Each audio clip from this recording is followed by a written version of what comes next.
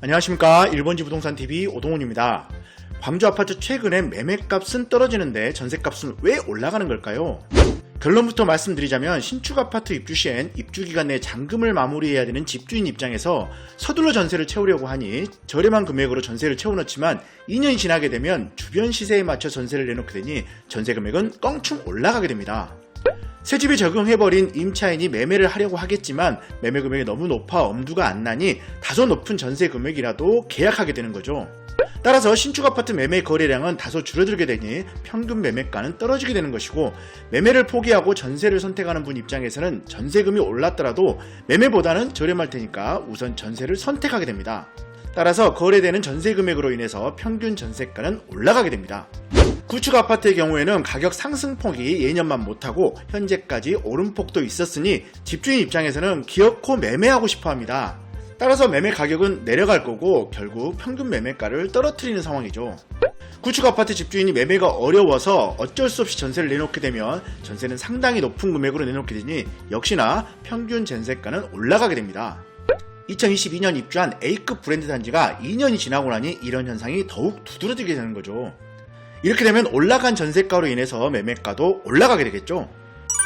보통은 매매가와 전세가가 동시에 올라가고 동시에 내려갑니다. 지난 10년간 공급된 신축 아파트를 보면 고만고만한 아파트가 고만고만한 시세를 유지하고 있었는데요. 2019년 재개발 재건축 아파트 6개가 공급되면서 아파트를 바라보는 눈높이가 달라졌다고 보시면 됩니다. 따라서 저렴한 구축에서 주거비 부담 없이 거주하는 분보다는 신축에 살고 싶어하는 분이 많아지는 거죠. 2012년 6월 광주 평균 아파트 매매가는 1억 3,912만원이었고 전세가는 1억 585만 9천원이었지만 10년이 지나 최고점을 찍었던 22년 6월 광주 평균 아파트 매매가는 3억 200, 전세가는 2억 1,400만원입니다. 10년 전에 비해 2배 이상 올라갔습니다. 대단하죠? 이후 아파트 가격이 꺾였다고는 하지만 여전히 2012년에 비해서는 24년 8월 매매가 기준으로 2배, 전세가는 1.8배 높은 금액입니다. 그렇다면 매매가 전세가를 끌어올리게 된 원인은 뭘까요? 첫 번째는 신축 아파트 선호 현상 때문입니다. 최근 입주한 신축 아파트는 내부 구조 및 마감도 너무 좋아지고 단지 커뮤니티 조경 수준도 한층 올라가다 보니 예전과는 너무 다릅니다.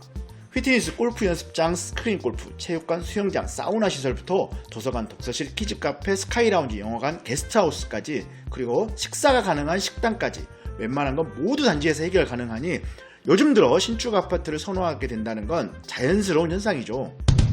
단순히 공사비도 많이 올랐지만 과거와 다른 수준의 아파트를 건축하다 보니 당연히 공사비가 올라갈 것이고 그 비용은 고스란히 분양가에 녹아있다 보니 당연히 구축보다는 비쌉니다.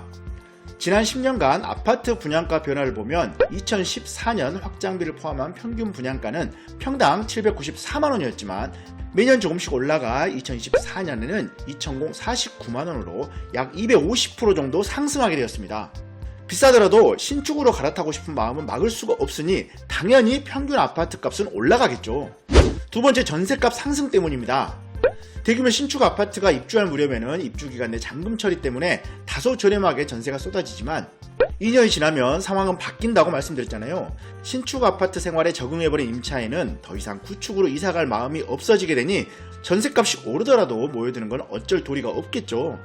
결과적으로 껑충 올라버린 전세값으로 매매가는 밀어올리기를 하게 되는 겁니다. 평균 아파트 매매값 당연히 올라가겠죠. 마지막으로 세 번째는 똘똘한 한 채 때문입니다. 어정쩡한 구축을 다 팔고 가장 높은 상급지로 올라가게 되는 거죠. 한편으로는 이렇게 생각하실 수도 있습니다. 매년 엄청난 양의 신축 아파트가 쏟아지는데 누가 살까? 이런 생각하신 분들 엄청 많잖아요. 수치상으로 보자면 광주는 매년 평균적으로 8,300여 세대의 신축 아파트가 분양되었고 입주되었습니다. 보통의 택지지구가 약 10,000세대의 주거지를 형성하는 걸 감안한다면 매년 택지지구 하나씩 탄생하는 거고 지금도 진행하고 있다는 겁니다. 매년 8,300여 세대가 쏟아진다고 해도 모두가 선호 대상은 아니겠죠. 입지가 좋은 곳에 브랜드 대단지만 찾고 있거든요.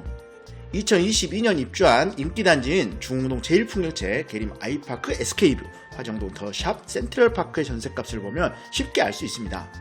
24년 전세값은 껑충 올라있고 거래되는 매매가도 예상보다 높죠. 결국 신축 아파트 선호 현상으로 전세 수요는 늘어나게 되고 이는 매매가를 끌어올리는 원인으로 작용하게 됩니다.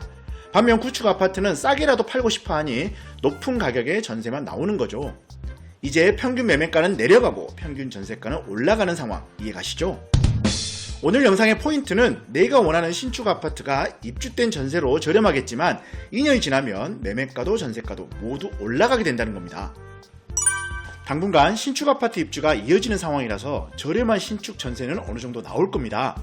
올해 초 금남로 중흥 S클래스, 두산 이브도 제니스를 시작으로 힐스테이트 신용더리버, 첨단 센트럴시티 서이스타일스, 첨단 프라임시티 서이스타일스, 양산 서밋까지 북구에만 5천여 세대가 입주하다 보니 84타입 기준으로 전세는 2억까지 떨어지게 되었습니다. 또한 10월부터 이편한상 봉선, 지나리체 리센츠, 힐스테이트 지석, 시스테이트 월산, 오네트 하이브, 남양유튼 3차까지 남구에만 2,500여 세대의 아파트가 입주가 시작될 예정이라서 올 상반기만큼은 아니어도 다소 저렴한 신축 아파트 전세가 나올 것으로 보입니다. 하지만 A급 아파트 입주하고 2년이 지나면 전세가, 매매가 올라간다는 상황 말씀드렸죠? 그렇더라도 감당하기 힘든 높은 매매가 아파트를 매매하라는 건 아닙니다. 주거 사다리란 말 들어보셨잖아요. 2년 후 전세금을 그대로 돌려받는 것보다는 나에게 맞는 아파트를 매매해서 차근차근 늘려나가는 것이 최선이죠. 오늘 준비한 소식은 여기까지입니다. 영상이 유익하셨다면 구독, 좋아요, 알림 설정 부탁드리고요. 여기까지 1번지 부동산 TV의 오동훈이었습니다. 감사합니다.